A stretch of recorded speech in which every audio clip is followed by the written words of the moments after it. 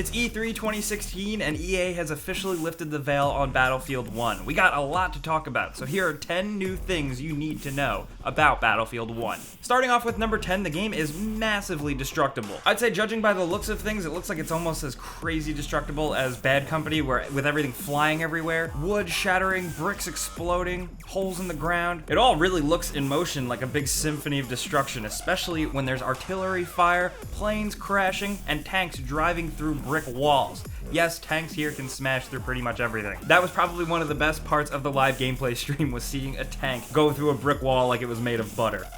At number 9, you need to know that spawning this time around got a facelift. When you die, like in every Battlefield game, you are given a map of the battlefield, a top-down view, but this time it's an actual real-time view of the battle commencing. So you'll see explosions, vehicles flying around, and when you select your spawn point, you instantly zoom right down and start playing. It seems more of like a graphical thing, but it really does do a lot in really keeping you in the game. Not to mention the fact that you can actually see the battle going on, you can see where the action is, and maybe you don't want to spawn near an explosion. And at number 8, it's worth mentioning that DICE spoke about weapons that have bayonets attached have their own sprinting attack ability, where you charge forward with the bayonet and get an instant kill. It looks pretty damn awesome in motion, I gotta say.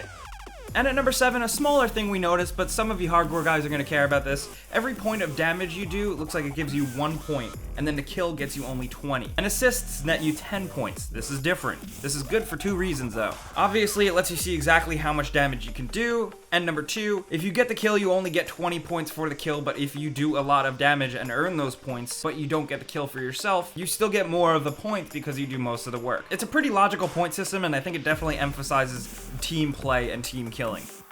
And at number 6, EA and DICE spent a lot of time focusing on the dynamic weather effects. These weather effects can happen at any time and completely affect the battlefield. It's not like Battlefield 4 where it was more scripted and prepared. You're not really ever gonna know what to expect with these new weather elements, with stuff like heavy rainstorms, fog, wind, all affecting not only how you can see the enemy, but also hearing them, which is just as important.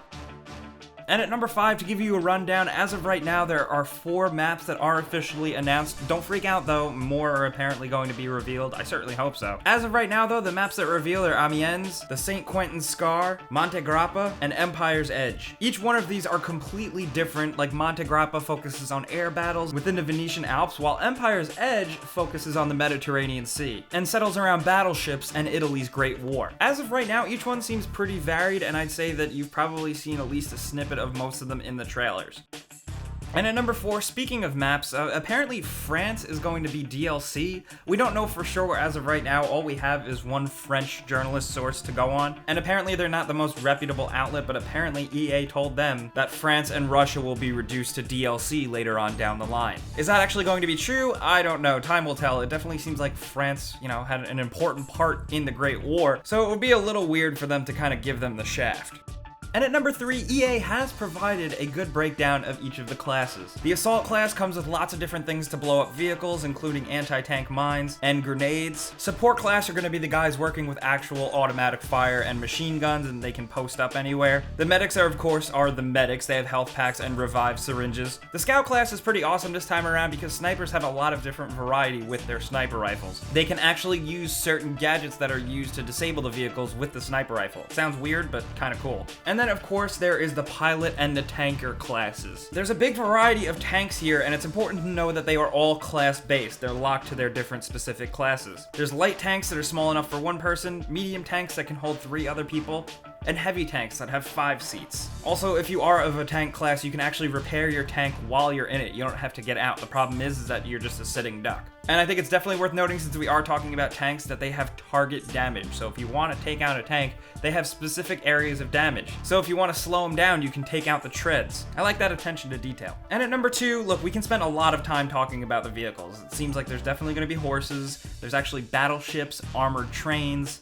motorcycles with sidecars, regular vehicles, all different types of tanks that we talked about. But it definitely seems like airships are going to be the biggest deal, no pun intended. Airships will fly into the battle and can often be used as a last-ditch kind of effort for the losing team, but these massive powerhouses usually engage in aerial battles and make things very tricky for pilots. What is definitely worth noting, though, is that these airships can be downed and they will dynamically crash down onto the battlefield wherever they fall. It doesn't matter. They will destroy whatever buildings are there, and in an actual single remaining metal carcass of the airship, you know, the metal frame and ruins, actually become a part of the level. And basically that just changes the complete battlefield. It's kind of like levolution. Do you remember that word? I guess they don't use that anymore, but this definitely seems better.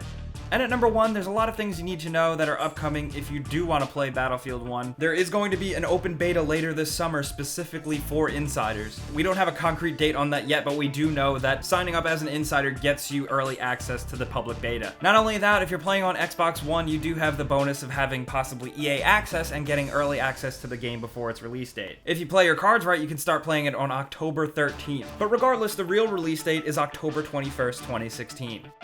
So guys, those are 10 things we think you need to know about Battlefield 1. We got this stuff from the reveal at E3 with the big gameplay demonstrations. And honestly, there are a ton of other small little details out there that some of you guys are really going to appreciate that we couldn't include in this list. So we do want to hear from you guys in the comments. What things do you think other people in the comments should know about Battlefield 1? Let's talk about Battlefield 1 down in the comments below. We'll be there, and we're still at E3 making stuff for you guys, so you know the deal. Clicking the like button helps us out a ton, and we really appreciate it. And subscribing if this is your first time here is a good idea, because we put out videos like this every single day. But as always, thanks for watching, and we'll see you guys next time.